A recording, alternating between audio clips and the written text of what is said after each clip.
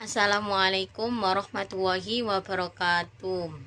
Robbi shrah li sadri wa yassir li amri wahlul 'uqdatam min lisani yafqahu qawli amma ba'du. Pertama-tama, marilah kita panjatkan puji syukur kita atas kehadirat Allah Subhanahu wa taala yang telah memberikan kita rahmat serta hidayahnya kepada kita sehingga kita bisa membuat video ini tanpa ada halangan suatu apapun. Kedua kalinya, sholawat serta salam semoga tetap tercurahkan kepada junjungan kita Nabi Muhammad SAW, karena beliaulah yang menuntun kita dari jalan kegelapan menuju jalan yang terang benderang, yakni Adinul Islam. Yang saya hormati Bu Eka Sri Rahayu selaku dosen pengampu mata kuliah Manajemen dan Kepemimpinan. Saya Filza Utami dari Prodi Ilmu Gizi. Saya di sini akan menyampaikan jawaban dari pertanyaan yang Bu Eka berikan untuk ujian akhir semester. Pertanyaan pertama, menurut saudara, apa yang menjadi penyebab timbulnya permasalahan tersebut? Yang menjadi penyebab timbulnya permasalahan tersebut adalah menurunnya kinerja anggota Puskesmas sehingga pencapaian target di Puskesmas berkurang. Pertanyaan kedua, siapa saja yang berperan dalam kasus atau permasalahan di atas? Yang berperan dalam kasus tersebut adalah Kepala Puskesmas dan staf Puskesmas. Pertanyaan ketiga, bagaimana saudara melihat posisi dan kepentingan masing-masing individu dalam permasalahan tersebut?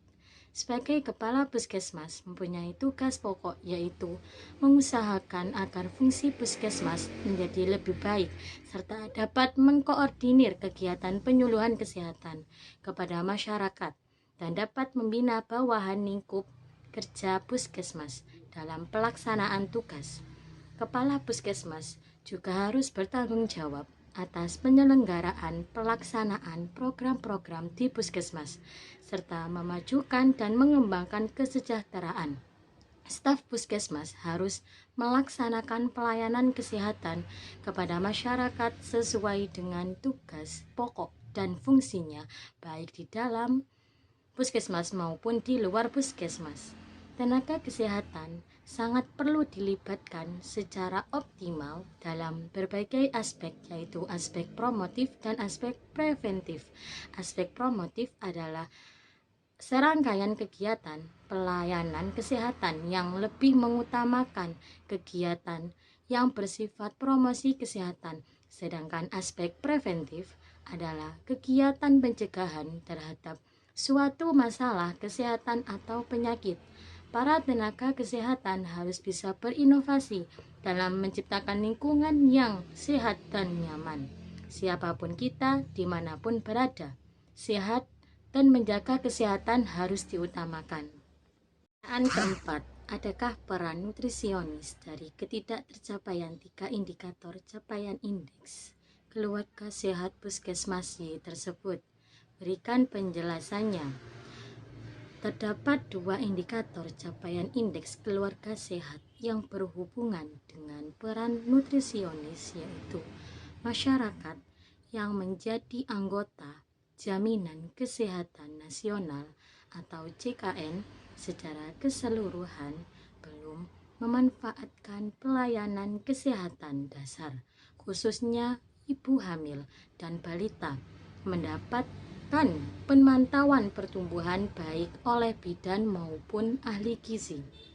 Masyarakat yang mempunyai JKN enggan mempergunakannya, khususnya pada ibu hamil, sedangkan ibu hamil membutuhkan nutrisi gizi yang sangat diperlukan bagi calon bayi yang dikandungnya. Padahal JKN dapat dipergunakan untuk mendapatkan layanan guna memastikan kesehatan diri dan janin. Menggunakan fasilitas jaminan kesehatan lebih meringankan secara finansial dibandingkan menjalani pengobatan sebagai pasien umum. Program JKN sangat bermanfaat bagi masyarakat, terlebih bagi ibu hamil yaitu berupa pemeriksaan rutin hingga persalinan. Pemantauan pertumbuhan merupakan suatu kegiatan yang dilaksanakan dengan rutin berupa aktivitas penimbangan berat badan atau BB.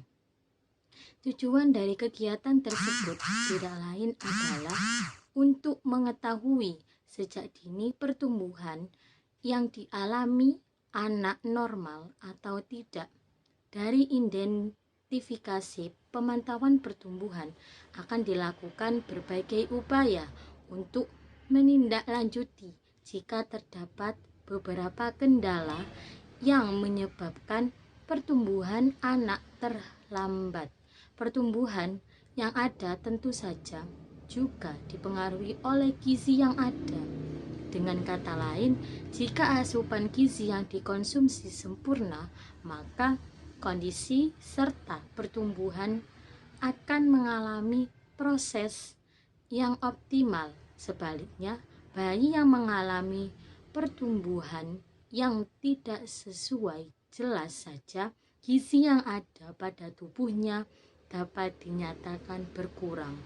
Pemantauan pertumbuhan dan perkembangan anak sangat penting sebagai upaya untuk pencegahan gizi buruk. Sejak dini digalakkan berbagai upaya yang dapat meminimalisir terjadinya gizi buruk. Salah satunya upaya tersebut ialah dengan pemantauan pertumbuhan dengan KMSR. Pertumbuhan balita akan dapat terpantau dengan optimal. Pertanyaan kelima, jika ada peran pada kasus tersebut, apa yang mestinya dilakukan agar tidak terjadi permasalahan? Selanjutnya, apa yang harus dikerjakan untuk mencegah agar permasalahan tidak berulang? Peran nutrisionis pada kasus tersebut adalah yaitu sebagai dietisien, sebagai konselor gizi, dan sebagai penyuluh gizi. Dietisien adalah seseorang yang memiliki pendidikan gizi, khususnya dietetik, yang bekerja untuk menerapkan prinsip-prinsip gizi dalam pemberian makan kepada individu atau kelompok, merencanakan menu dan diet khusus, serta mengawasi penyelenggaraan dan penyajian makanan. Sedangkan konselor gizi adalah ahli gizi yang bekerja untuk membantu orang lain mengenali, mengatasi masalah gizi yang dihadapi dan mendorong klien untuk mencari dan memilih cara pemecahan masalah gizi secara mudah sehingga dapat dilaksanakan oleh klien secara efektif dan efisien. Kemudian, peran ahli gizi yang satu lagi ialah sebagai penyuluh gizi, yakni seseorang yang memberikan penyuluhan gizi yang merupakan suatu upaya menjelaskan, menggunakan, memilih, dan mengolah bahan makanan untuk meningkatkan pengetahuan, sikap, dan perilaku perorangan atau masyarakat dalam mengonsumsi makanan sehingga meningkatkan kesehatan dan gizinya. Pencegahan pada ibu hamil yakni dengan cara memenuhi asupan gizi seimbang untuk mencegah stunting tersebut, maka ibu hamil perlu memastikan kecukupan nutrisi yang sesuai dengan kebutuhannya selama masa-masa kehamilan dan perlu rutin melakukan pemeriksaan di tenaga kesehatan agar dapat mendeteksi kemungkinan infeksi yang dialami sehingga dapat mencegah infeksi berlanjut hingga akhirnya menyebabkan stunting. Pencegahan stunting pada balita adalah dengan memenuhi kebutuhan gizi sejak hamil, memberi ASI eksklusif sampai bayi berusia 6 bulan, dampingi ASI eksklusif dengan makanan pendamping air susu ibu atau MPASI sehat, terus memantau tumbuh kembang anak, dan selalu menjaga kebersihan lingkungan. Pertanyaan ke-6.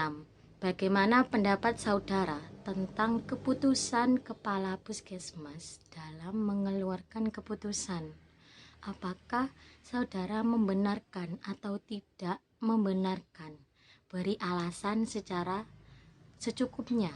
Pendapat saya mengenai keputusan dari Kepala Puskesmas adalah tidak benar karena dapat menyinggung para staf puskesmas yang menganggapnya tidak bertanggung jawab dan merasa dilecehkan. Sebagai kepala puskesmas seharusnya bisa memberikan contoh yang baik kepada bawahannya. Pertanyaan ke-7. Jelaskan apa yang harus dilakukan kepala puskesmas untuk menghadapi permasalahan di atas. Yang harus dilakukan oleh kepala puskesmas untuk menghadapi permasalahan tersebut adalah dengan merombak sistem cara kerja para staf puskesmas agar kinerja bisa ditingkatkan lagi. Pertanyaan ke-8.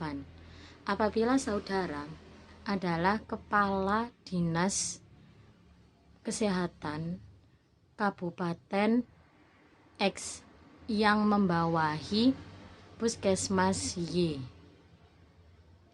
bagaimana intervensi yang harus dilakukan kepala dinas? Intervensi yang dilakukan oleh dinas kesehatan adalah merumuskan, menetapkan, dan melaksanakan kebijakan di bidang kesehatan serta pencegahan dan pengendalian penyakit, pelayanan kesehatan, dan sumber daya kesehatan. Apabila semua itu dilaksanakan dengan baik, maka kinerja puskesmas akan semakin baik. Pertanyaan ke-9.